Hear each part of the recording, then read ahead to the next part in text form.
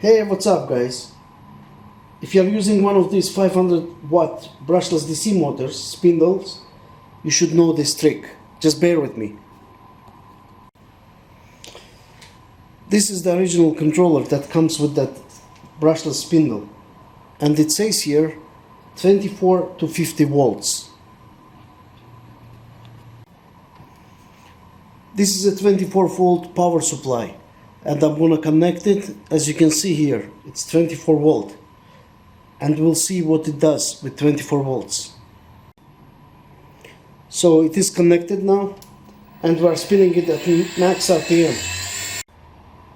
So now I've connected the 24 volt power supply, and we'll turn it on.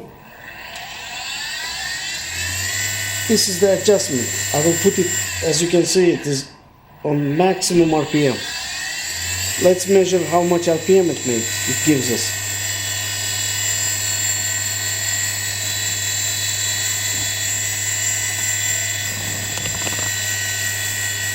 And voila! The max RPM is 6035 with 24 volts, and it doesn't go any higher than that. But there is a solution for that. So I made the following thing.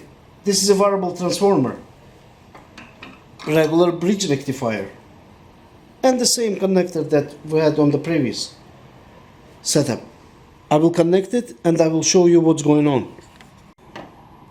So I connected the variable transformer one, and it gives us approximately 47-48 volts. And I am turning it to max speed.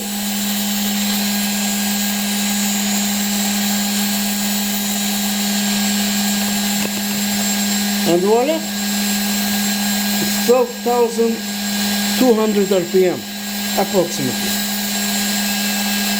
Use it. So if you are using one of these, make sure that you supply the maximum voltage it requires. Otherwise you will never receive the max RPM.